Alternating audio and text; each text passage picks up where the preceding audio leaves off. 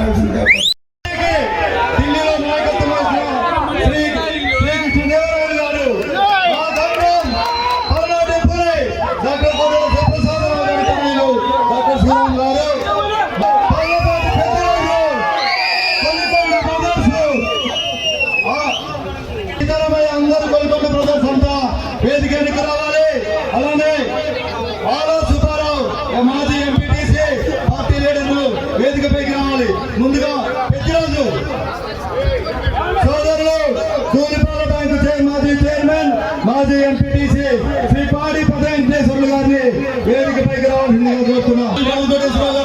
సయ్యద్ బుదిగార్ మిల్లా గారు, మహమ్మద్ రౌజన్ గారు, అందరికీ పేరు పేరున ధన్యవాదాలు.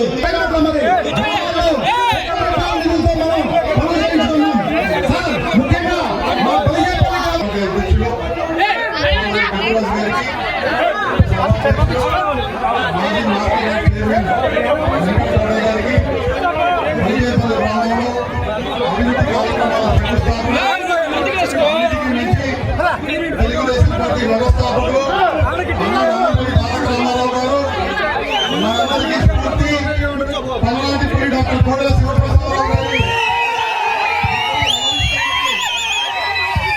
చేసిన మా కుటుంబానికి ఆత్మీయులు ఉప సభాపతి గౌరవ కృష్ణరాజు గారికి, పార్లమెంట్ సభ్యులు సోదరుడు కృష్ణదేవరాయలు గారికి కార్యక్రమాన్ని నిర్వహించాలి అని చెప్పి, కూరగాయలు రుణం తీసుకోవాలని చెప్పి ఆయన ఆశయాలకి పాటుపడుతున్న సత్తెనపల్లి శాసనసభ్యులు మాజీ మంత్రివర్యులు కన్నా లక్ష్మీనారాయణ గారికి,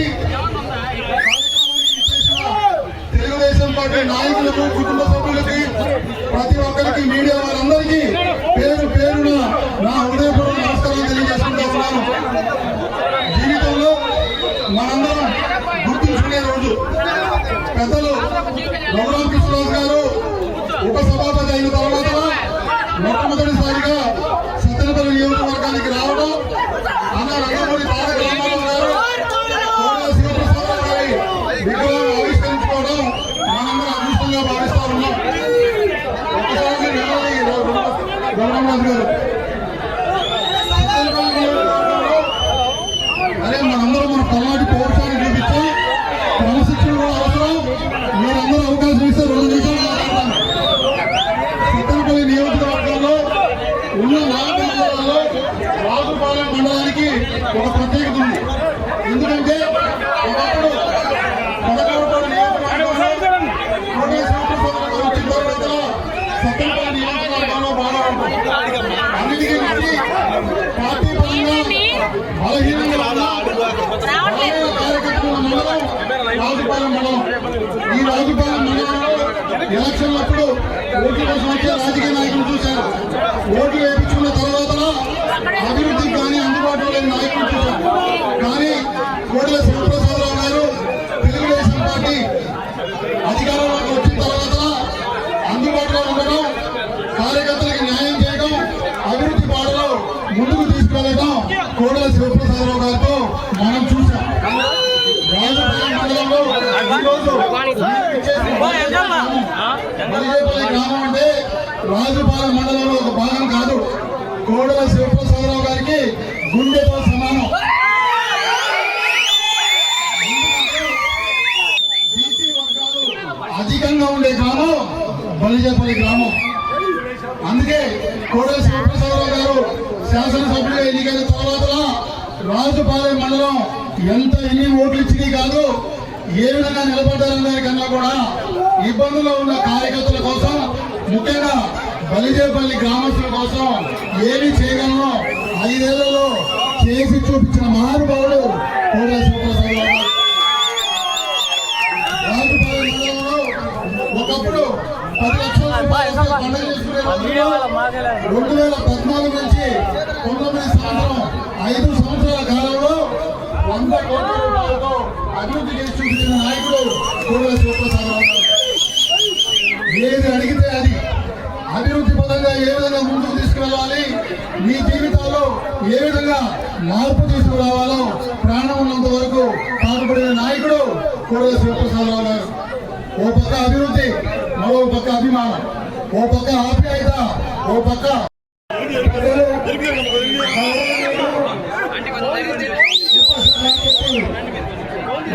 కృష్ణరాజు గారు,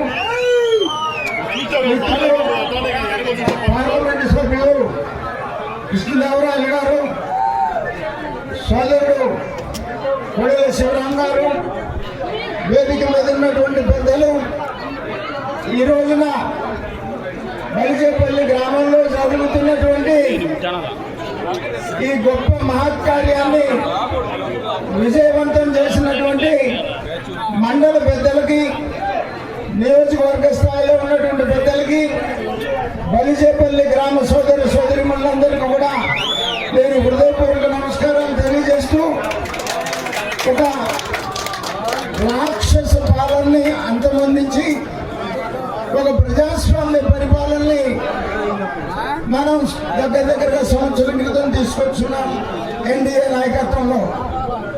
ఇవాళ చంద్రబాబు నాయుడు గారి నాయకత్వంలో ఈ రాష్ట్రం అభివృద్ధి, సంక్షేమం రెండు కూడా మరి ముందుకెళ్తున్నటువంటి మాట మనం చూస్తా ఉన్నాం. ఇప్పటిదాకా చెప్పారు శివరాం గారు, మరి నాకన్నా ముందు 2014-19లో మరి శివప్రసాద్ గారు ఈ నియోజకవర్గంలో ఎంతో అభివృద్ధి చేసినటువంటి విషయం మీ అందరికీ తెలిసిందే.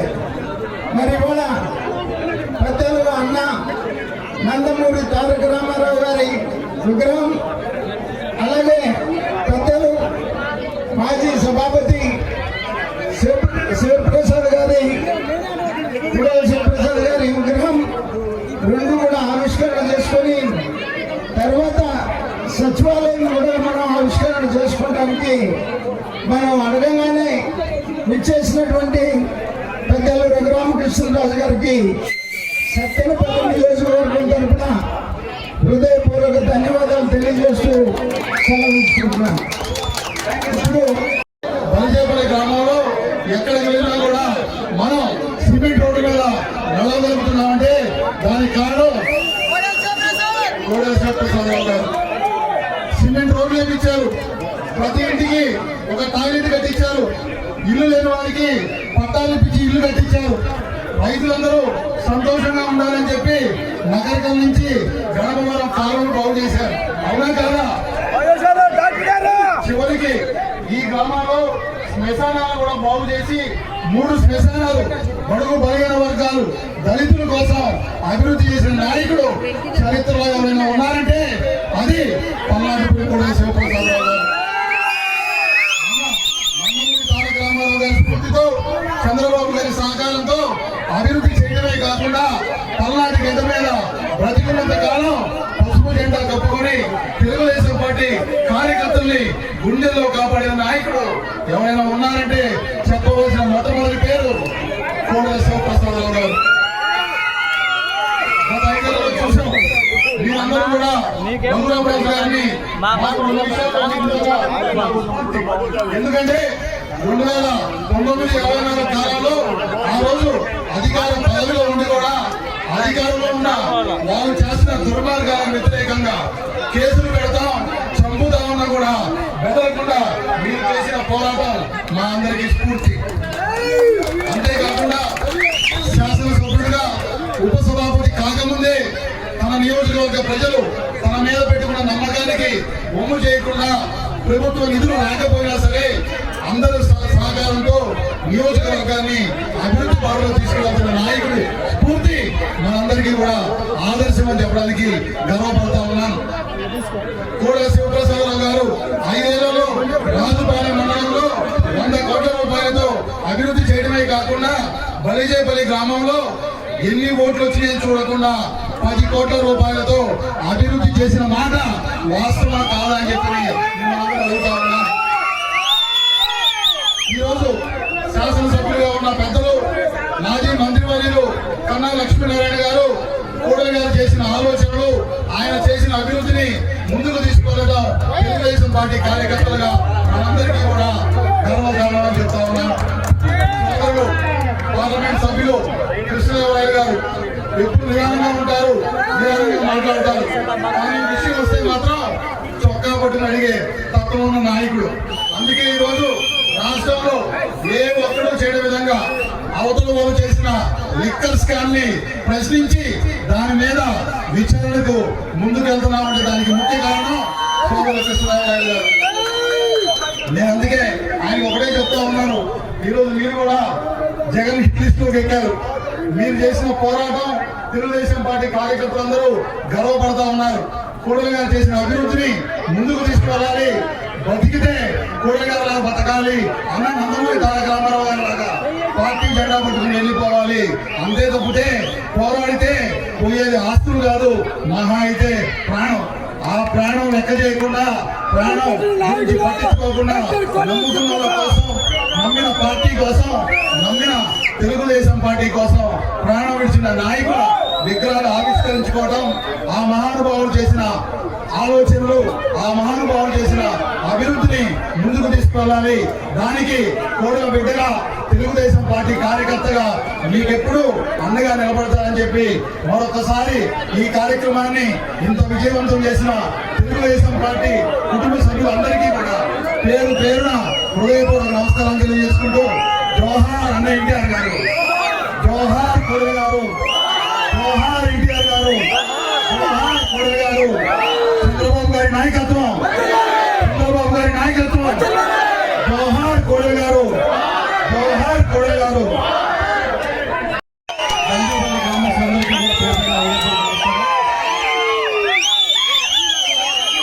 సభాధ్యక్షుడు పెద్దగారికి, వేదికపై ఉన్న డిప్యూటీ స్పీకర్ గారు రఘురామరావు గారికి, కన్నా లక్ష్మణ గారికి, శివరాం గారికి, శారదా గారికి, వేదికపై ఉన్న తెలుగుదేశం, జనసేన, బీజేపీ నాయకులందరికీ, వేదిక ఉన్న గ్రామస్తులందరికీ కూడా పేరు పేరున హృదయపూర్వక నమస్కారం.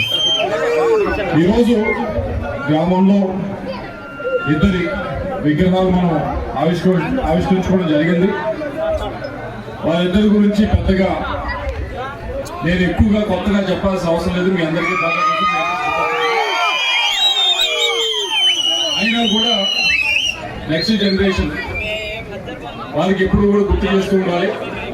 వారికి గుర్తు చేస్తూ మాకు మేము కూడా రాజకీయ నాయకులుగా 5 సంవత్సరాలు మాకు అధికారం ఉన్నప్పుడు ఏ విధంగా మేము బిహేవ్ చేయాలి, ఏ విధంగా మేము పరిపాలన ఎలా చేయాలి అనేది మాకు కూడా మేము గుర్తు చేసుకోవాలంటే ఇలాంటి కార్యక్రమాలకు వస్తే గుర్తు చేసుకునే అవకాశం వస్తుంది. 2 ఈరోజు మహానుభావులవి విగ్రహాలు ఆవిష్కరించుకోవడం జరిగింది. ఒకటి నందమూరి తారక రామారావు గారిది. అందరూ కూడా ఇక్కడ వేదిక మీద ఉన్నవారు కానీ, బాగా ఆర్థికంగా కానీ బాగా ఎదిగిన వారు కానీ మీరు చూస్తే ఏదో మహా అయితే ఒక్క ఫీల్డ్లోనే బాగా పైకి వెళ్ళడం జరుగుతుంది. ఏదో ఒక దాంట్లో వాళ్ళు నైపుణ్యం సంపాదిస్తారు, దాంట్లో చాలా పైగా అద్భుతంగా ఎదగడం జరుగుతుంది. కానీ ఎన్టీఆర్ గారికి ఉన్నది ఏంటంటే విశిష్టత, ఆయన ఏ ఫీల్డ్లో అడుగుపెట్టినా, దేంట్లోకి వెళ్ళినా కానీ దాంట్లో ఒక స్టాండర్డ్ అనేది మెయింటైన్ చేయడం జరిగింది, ఒక స్థాయికి వెళ్ళటం అనేది జరిగింది. సినిమాలు యాక్టర్గా అంతే, డైరెక్టర్గా అంతే, ప్రొడ్యూసర్గా అంతే, ఏ సినిమాల్లో మామూలుగా అయితే ఈరోజు చూస్తే సినిమాల్లో యాక్టర్లు మహా అయితే ఒకటి చేస్తారు, కానీ ఆయన అన్ని చేశారు. అన్నిట్లో కూడా ఒక స్థాయికి తారాస్థాయికి చేయడం జరిగింది. అక్కడితో ఆగలేదు, రాజకీయంగా వచ్చారు. రాజకీయంగా వచ్చిన తర్వాత కూడా మిగతా వాళ్ళు ఏదో కొద్దిగా గొప్ప అటు ఇటుగా ఒక 5 సంవత్సరాలకు 10 సంవత్సరాలకు కొద్దిగా రాజకీయంగా ముందుకు వెళ్ళడానికి వెసులుబాటు ఉంది. అలాగా 9 నెలల్లో పెట్టారు పార్టీ, సీఎం అవడం జరిగింది. సీఎం అవడమే కాకుండా కేంద్రంలో తెలుగుదేశం పార్టీ పార్లమెంట్ లో ప్రధాన ప్రతిపక్ష పాత్ర కూడా పోషించే స్థాయికి రావడం జరిగింది. ఇవన్నీ కూడా ఇందాక చెప్పినట్లు ఏ రంగంలో అడుగు పెట్టినా తారాస్థాయికి చేరటం అనేది ఒకటి. ఒక పక్క అది. రెండో పక్క సరే అధికారంలో వచ్చిన తర్వాత ఇందాక చెప్పాను, అధికారం వచ్చిన తర్వాత ఏం చేయాలి అనేది ఇలాంటి కార్యక్రమాలకు తీసుకొస్తే మాకు కూడా ఒకసారి నెవరేసుకోవడానికి ఉంటుంది. అధికారంలోకి వచ్చిన తర్వాత మొట్టమొదటిసారిగా ₹2 బియ్యం సంక్షేమ కార్యక్రమాలకు మొదలు పెట్టింది ఆయన. మహిళలకి వారికి కూడా ఆస్తిలో వాటా ఉండాలి అని చెప్పి తీసుకురావడం జరిగింది. దాన్ని ఇక్కడ తీసుకొచ్చారు ఆంధ్రప్రదేశ్లో, దేశం మొత్తం కూడా చేయడం జరిగింది. ఇలా ప్రతి ఒక్క వర్గానికి కూడా ఆ రోజుల్లో కారణాలు ఉండేవారు, లేదు ఇది పక్కకి తీయాలి, ప్రజల వద్దకి అలాగే మండలాల లెవెల్కి కూడా తీసుకువెళ్ళాలి పరిపాలన అని చెప్పి ఆయన తీసుకురావడం జరిగింది. ఇలా ఏ రంగాన్ని చూసినా ఒకవైపు తారాస్థాయికి చేరడం, మరోవైపు ఇచ్చిన సమయంలో అధికారం ఇచ్చిన సమయంలో ప్రతి ఒక్క వర్గానికి కూడా ఉపయోగపడే విధంగా ఆయన పనిచేయడం జరిగింది. రెండో నాయకుడి ఈరోజు విగ్రహం మన ఆయుష్కి వచ్చి జరిగింది, కోడేశ్వర ప్రసాద్ గారు. ఆయన కూడా ఈ చుట్టుపక్కల ప్రాంతాల్లో కేవలం నర్సరావుపేటగా పరిమితం చేయకూడదని, ఈ చుట్టుపక్కల ప్రాంతాల్లో తెలుగుదేశం జెండా 83 నుంచి కూడా ఎటువంటి ఆటంకం లేకుండా రెపరెపలాడుతూ ఉంది. అంటే ముఖ్యమైన బీజం వేసింది ఎవరు అంటే శివప్రసాద్, కోడేశ్వర ప్రసాద్ గారు.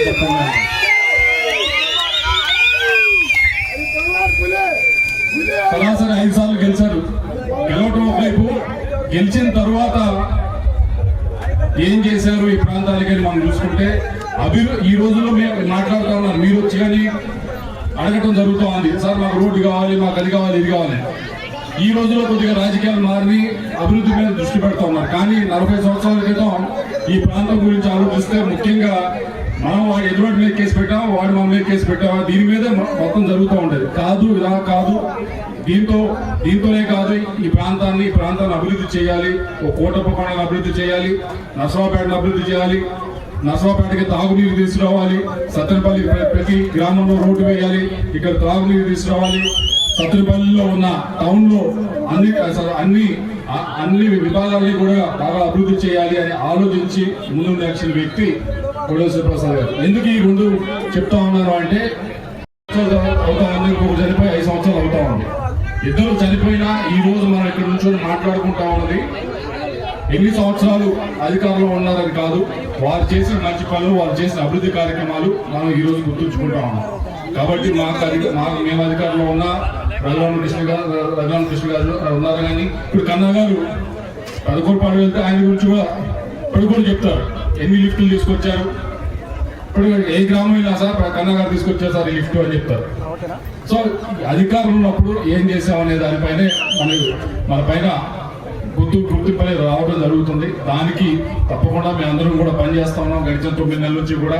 అయితే మీ అందరూ కూడా గమనించాల్సింది ఒకటే, ఇబ్బందులు ఉన్నాయి రాష్ట్రంలో ఆర్థిక పరంగా చాలా ఇబ్బందులు ఉన్నాయి, రాష్ట్రంలో అప్పు చాలా అధికంగా ఉంది, ఇబ్బందులు ఉన్నాయి. అయినా కూడా ఏదైతే పెన్షన్ ఉందో వచ్చిన వెంటనే కూడా 4,000 రూపాయలు చేయడం జరిగింది. పెన్షన్ 4,000 చేస్తూ దాదాపు ప్రతి సంవత్సరం 33,000 కోట్ల రూపాయలు కేవలం పెన్షన్ పైనే ఖర్చు చేయడం జరుగుతూ ఉంది. రెండోది ఏదైతే అమరావతి ఉందో ఆగిపోయి ఉన్న దాన్ని మళ్ళీ కూడా పునఃప్రారంభించడం జరిగింది, దానికి కేంద్రం నుంచి నిధులు తెచ్చుకోవడం జరిగింది. పోలవరం ఏదైతే ఆగిపోయి ఉందో దాన్ని కూడా ముందుకు తీసుకెళ్తా ఉన్నాం, దానికి కూడా నిధులు తెచ్చుకోవడం జరుగుతూ ఉంది. అలాగే ఈ ప్రాంతానికి సంబంధించి ఎలక్షన్ సమయంలో చెప్పడం జరిగింది మీ అందరికీ కూడా, ముఖ్యంగా ఇక్కడ ఉన్న రైతులందరూ కూడా సాగర్ కుడి కాలువ పైన మీరు అందరూ ఆధారపడి ఉన్నారు, వారికి నీరు అందించాలి. ఈ సంవత్సరం బాగానే వర్షం పడింది, కానీ ఈ విధంగా ప్రతి సంవత్సరం కూడా ఉండదు. కాబట్టి ఏదైతే పోలవరం రైట్ కెనాల్ నుంచి తీసుకొచ్చి ఇక్కడ నీళ్లు పోయాలో సాగర్పూడి కాలంలో ఆ ప్రాజెక్టులు కూడా కేంద్ర ప్రభుత్వం నుంచి డబ్బులు తీసుకొచ్చి ముందుకు తీసుకెళ్లే కార్యక్రమం చేస్తామని చెప్పి మీ అందరూ కూడా తెలియజేసుకుంటూ అలాగే ఈ ప్రాంతానికి సంబంధించి వచ్చే 3-4 రోజుల్లోనే ముఖ్యంగా మీరు అందరూ ఎప్పుడు అడుగుతూ ఉన్నారు కొండమూడు నుంచి పేరేచల్ దాకా మాకు హైవే కావాలి అని చెప్పి. అలాగే టైం దొరికినప్పుడు తప్పకుండా ఇద్దరు కూడా కలిసి దానికి శంకుస్థాపన కార్యక్రమం ఈ 3-4 రోజుల్లో చేసేదానికి ప్రయత్నిస్తా ఉన్నాం. పనులు కూడా ఈ 3-4 రోజుల్లోనే ప్రారంభించడానికి ఈ నెలాఖరులోగా పనులు మీ ముందు జరుగుతూ ఉంటాయి. ఇందాక వచ్చేప్పుడు అడుగుతా ఉన్నాం సార్, కొంతమందికి ఇంకా డబ్బులు రాలేదు. ఎవరికి డబ్బులు రాలేదు భూములు ఇచ్చిన వారు అందరూ రండి, తప్పకుండా డబ్బులు ఇప్పించే బాధ్యత. దాదాపు 80% మందికి డబ్బులు ఇప్పటికే వాళ్ళ అకౌంట్స్ లో పడి మిగతా 20% మందికి పడవలసి ఉంది. ఎవరికైతే ఉందో రండి, తప్పకుండా చేయించే కార్యక్రమం చేస్తామని చెప్పి మీ అందరూ కూడా తెలియజేసుకుంటాం. అలాగే ప్రతి ఊరికి ఎలక్షన్ సమయంలో చెప్పడం జరిగింది. ప్రతి ఊరికి కూడా ఏదైతే సిమెంట్ రోడ్ అయితే కానీ సైడ్ రైన్ అయితే కానీ చేయించే బాధ్యత మాదని ఇప్పటికే ఇవ్వడం జరిగింది. ఎమ్మెల్యే గారు కన్నా గారు ఇప్పటికే మీ గ్రామాల్లో చాలా గ్రామాల్లో ఇవ్వడం జరిగింది. కొద్దిగా ఊపిరి పట్టండి, తప్పకుండా చేసే కార్యక్రమం తప్పకుండా చేస్తామని చెప్పి మీ అందరికీ కూడా తెలియజేసుకుంటూ అయితే మీ అందరినీ కూడా కోరేది ఒకటే, మీ అందరినీ కూడా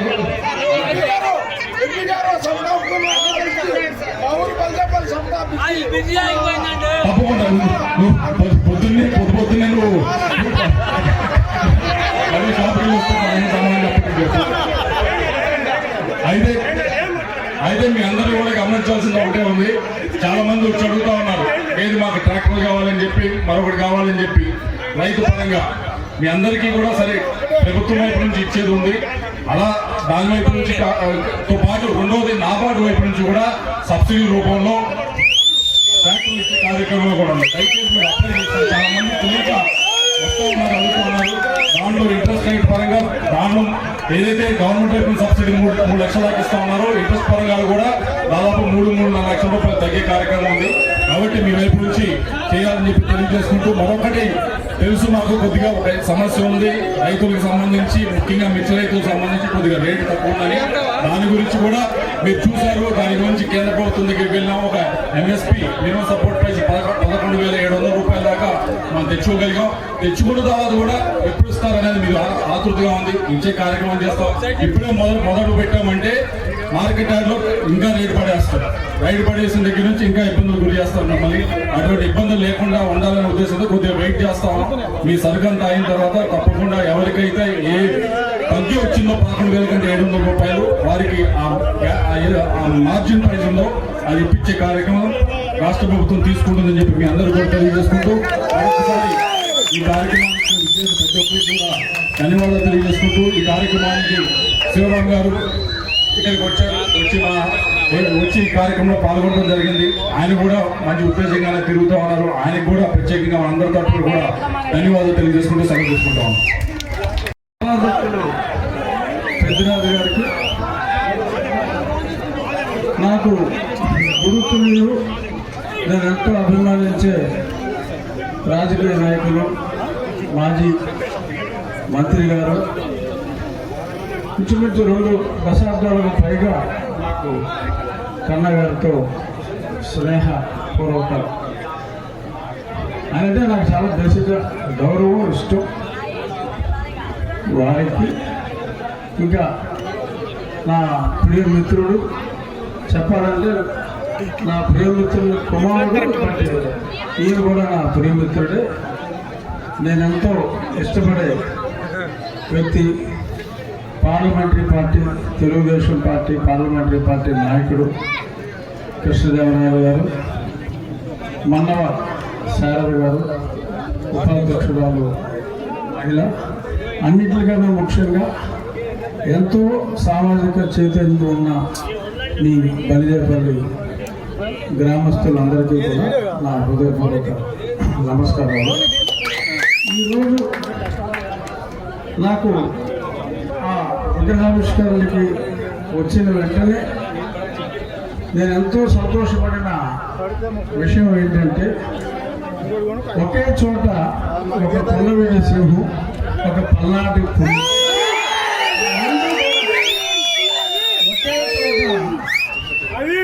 విగ్రహ ఆవిష్కరణ చేయటం, ఆ కార్యక్రమంలో మరి అసలు కథానాయకుడు సంగతి ఇందాక మీరు చెప్తూ మర్చిపోయా, శివరాం గారితో పాటు వారి పల్నాటి పులి గారి తనయుడు శివరాం గారితో పాటు కన్నా లక్ష్మణ్ గారు సరిగ్గా టైం అంటే టైంకి మా కృష్ణదేవరాయలు వచ్చాడు. అప్పుడు దాకా లేడు, కరెక్ట్గా లోపలికి ఎంటర్. సో అది ఆ టైమింగ్ ఇంపార్టెంట్. అంత టైమింగ్ ఉన్న నాయకుడు వీళ్ళందరి సమక్షంలో ఆ గొప్ప కార్యక్రమంలో పాల్గొనగలగటం ఎంతో అదృష్టంగా నేను భావిస్తున్నా. కోడెల శివప్రసాద్ గారు, ఆయనతో నాకు చక్కటి సాన్నిహిత్య సంబంధం, బాగా మా మధ్య స్నేహం పెరిగింది. ఒకసారి అమెరికా టూర్ ఆయనతో పాటు కలిసి వెళ్ళాం. ఎన్నో రోజులు డైలీ 1-2 గంటల పాటు ఆయనతో కలిసి గడిపే అవకాశం వచ్చింది. చాలామందికి తెలియని విషయం ఏంటంటే, అప్పటి ముఖ్యమంత్రితో నాకు తగాదా రావడానికి ఒక ముఖ్య కారణం కోడెల శివప్రసాద్ గారు. వారి మీద సంస్కారహీనంగా కొద్దిమంది నాయకులు అవాకులు చవాకులు పేలుతూ ఉంటే, నేను అప్పుడు కొత్తగా ఎంపీగా ఎన్నికై అప్పుడు నేనున్న పార్టీ వాళ్ళని మందలించి, ఆయన ఎంతో ఔన్నత్యం గల వ్యక్తి, కేవలం చిల్లర రాజకీయాల కోసం ఒక మహానుభావుడు గురించి, ఒక మంచి వ్యక్తి గురించి చెత్త మాట్లాడవద్దు అని చెప్పి నేను ఫస్ట్లో ఎన్టీవీలో, తర్వాత ఏపీ 24 అని ఉండేది అప్పుడు, అందులో చాలా స్పష్టంగా మాట్లాడితే అది మొట్టమొదటి కారణం. అప్పటి ముఖ్యమంత్రికి నాకు మధ్య కొంత గ్యాప్ స్టార్ట్ అవడానికి. సరే, తర్వాత చాలా ఇన్సిడెంట్స్ జరిగింది. ఈ సందర్భంగా శివప్రసాద్ గారిని, ఆయన అంటే ఆ శాసనసభ స్పీకర్ స్థానానికి ఒక బెంచ్ మార్క్ అనేది ఆయన క్రియేట్ చేశారు.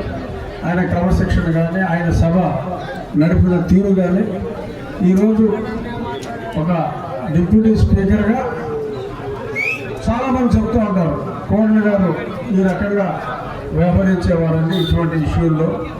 ఆ తర్వాత కోడెల గారి తర్వాత చాలా డౌన్ఫాల్ చూసాం శాసన సభ నిర్వహణలో. తిరిగి మళ్ళీ కూటమి ప్రభుత్వం వచ్చిన తర్వాత మళ్ళీ కోడెల గారి లాగా తిరిగి సభా నిర్వహణలో చక్కటి ప్రమాణాలు, కోడెల గారి స్ఫూర్తితో మేము కూడా కంటిన్యూ చేస్తున్నాం. ఈ సందర్భంగా కోడెల గారి స్ఫూర్తిని నింపుకొని శివరాం గారు, మేము వాట్సాప్లో చాలా రెగ్యులర్గా టచ్లో ఉంటాం. ఆయన చేస్తున్న తండ్రి గారి పేరు ప్రతిష్టలు పునరుద్ధరించేలా ఆయన ఎన్నో కార్యక్రమాలు అవన్నీ కూడా రెగ్యులర్గా ఈయన వాట్సాప్ ఛానల్లో నేను వన్ ఆఫ్ ది మెంబర్ని చాలా రెగ్యులర్గా ఫాలో అవుతూ ఉంటాను. తండ్రికి తగ్గ తనయుడుగా శివరాం గారు మరెంతో పేరు ప్రఖ్యాతులు గడించాలని, ఆయన ఆశయాల అమల్లో అన్నా గారు ఉన్నారు, మా కృష్ణదేవరాయలు ఉన్నారు, ఎందరున్నా కూడా ఆయన అడుగు జాడల్లో పల్నాటి పులి బిడ్డగా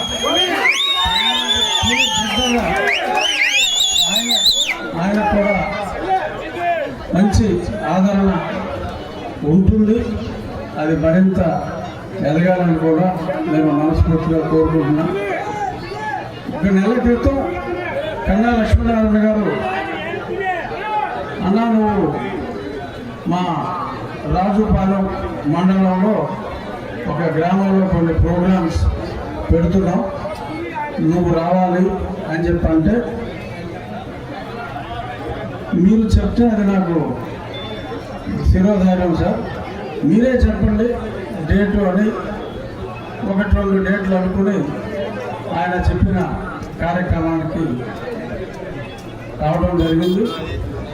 3 రోజుల క్రితం ఇంకెన్నో కొన్ని కార్యక్రమాలు ఉన్నాయంటే ఆయనకు ఫోన్ చేసి అడిగా, గురుగారు ఎలా చిన్న అడ్జస్ట్మెంట్ ఛాన్స్ ఉంటుందా. ఆయన నిబద్ధత, ప్రజలతో మరి ఆయన మాట్లాడే తీరు మాలాంటి అఫ్కోర్స్ నేను ఏదో కుర్రోళ్ళు కనపడతాను, నేను అంత కుర్రోళ్ళు కాదు. కృష్ణదేవరాయలు లాంటి కుర్రోళ్ళకి డెఫినెట్గా ఆచరణీయం. కన్నా గారి ధైర్యం కానీ, కన్నా గారి సహాయపడే తత్వం కానీ డెఫినెట్గా యువకులు రాజకీయాల్లోకి వచ్చేవాళ్ళు. అందుకనే మరి ఆయన పదకొండుపాడులో గెలిచారు, గుంటూరులో గెలిచారు, ఇక్కడ గెలిచారు, ఎక్కడ ఇది బట్ ఇక్కడ సత్యనపల్లి కాదుగా. అదే అదే ఎక్కడ వేసినా కూడా కన్నా గారు ఆయన ప్రజల మనన చూరుకున్నారు కాబట్టి ప్రాంతాలకు అతీతంగా కూడా ఆయనకు ఒక వర్గం, కన్నా గారి వర్గం అలాగే అరుదుగా ఉంటారు. ఒక నాయకుడికి ఆయన్ని అభిమానించే కన్నా వర్గం అనేది నేను ఒక రాజకీయ నాయకుడిగా ముఖ్యమంత్రి చంద్రబాబు నాయుడు గారు ఎవరో వర్గం అంటూ కాదు, కన్నా గారి వర్గం అనేది నేను ఈ ప్రాంతంలో చూసి నాయకుడు అంటే కన్నా గారిలాగా ఉండాలిరా ప్రజల్లో అని నేను ఆయన పరిచయం అయినప్పుడు నాకు రాజకీయాలు అసలు సంబంధం లేదు. అసలు రాజకీయాలు అన్న దాంట్లో కాలు పెడతానని కూడా నేను కళ్ళ కూడా అనుకోవాలి. చాలామంది టికెట్లు ఇప్పించాను చాలా పార్టీలు, కానీ రాజకీయాల్లోకి వస్తానని అనుకోలే. వచ్చిన తర్వాత నన్ను ఇన్స్పైర్ చేసిన నాయకుల్లో ఇది ఎప్పుడు ఆయనకు చెప్పలేను. ఇలా పంచుకునే 10 మందితో పంచుకునే అవకాశం వచ్చింది కాబట్టి చెప్తున్నా. నాకు స్ఫూర్తినిచ్చిన నాయకుల్లో గ్రాస్ రూట్ లెవెల్లో కన్నా గారు ఒకరు అని చెప్పడానికి నేను ఎంతో గర్వపడుతున్నా. ఆయన ఎప్పుడు ఈ నియోజకవర్గంలో ఎక్కడికి రమ్మన్నా కూడా నేను ఎప్పుడు రెడీ. ఇప్పుడే చెప్పారు వస్తామంటే సడన్గా డౌన్లోకి వచ్చి మళ్ళీ పైకి వేసాం. అక్కడ బ్రిడ్జ్ కడతారంటే కృష్ణదేవరాయలు గారు ఎస్ అన్నారు కాబట్టి ఆ బ్రిడ్జ్ ఓపెనింగ్కి కన్నా గారు ఆదేశిస్తే మళ్ళీ వీళ్ళందరితో కలిసి ఇంట్లో వేదిక పంచుకుంటా ఇచ్చేస్తున్నారు కాబట్టి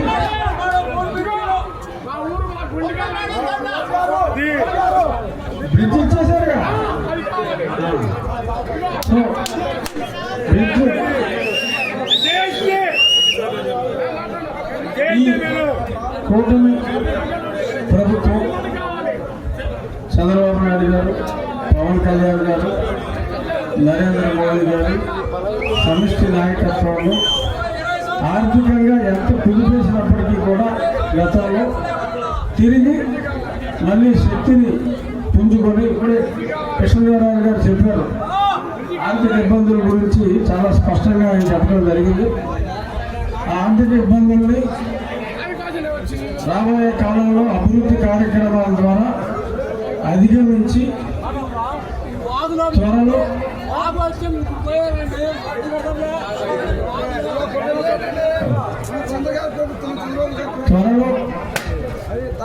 మనందరూ కోరుకునే స్వర్ణాంధ్ర. ఎందుకంటే మెడికల్ కాలేజీల విషయంలో కూడా మరి గతంలో మన కృష్ణదేవరాయలు చాలా మందికి మంచి మంచి పేర్లు పెడతారు కానీ సార్థక నామధేయాలు ఉండవు. మరి ఏ నిమిషంలో మా రత్న గారు కృష్ణదేవరాయలు చిన్నప్పుడే చూసి పెట్టాడు. ఆ రాత్రికి సహాయపడే గుణం కృష్ణదేవరాయలకి మెండు. పార్లమెంట్లో అంటే మనం దగ్గర కలిసి ఉండేవాళ్ళు, నన్ను ఇక్కడ పడేశారు. ఇప్పుడు పార్లమెంట్లో మేము కలిసి ఉన్నప్పుడు నర్సరావుపేటలో మెడికల్ కాలేజ్ అని చెప్పి గొడవ చేస్తానే ఉండేవాడు. అయిందా మెడికల్ కాలేజ్ గురించి ఎప్పుడు అవకాశం దొరికినా చివరిలో టోటల్గా నరసరావుపేట మెడికల్ కాలేజ్ గురించి ఆయన మాట్లాడేవాడు. అంటే నియోజకవర్గం అంటే అంత ప్రయారిటీ ఇచ్చే నాయకుడు శ్రీకృష్ణదేవరాయలు. మరి మీ అదృష్టం, మీ ఎమ్మెల్యే గారు టాపు, మీ ఎంపీ గారు కూడా మంచివాళ్ళు మీకు దొరికారు. ఏ పదవి లేకపోయినా అండగా ఉండే శివరాం గారు కూడా మీకున్నారు. ఆ రకంగా బలిజేపల్లి గ్రామస్తులు ఈ నియోజకవర్గం చాలా అదృష్టవంతులనే చెప్పాలి.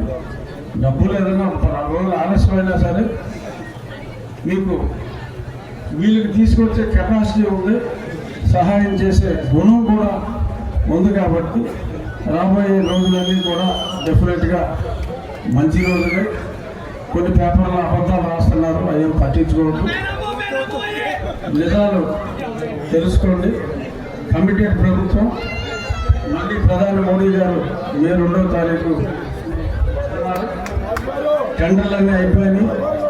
నిజంగా రాబోయే 36 నెలల్లో అద్భుతమైన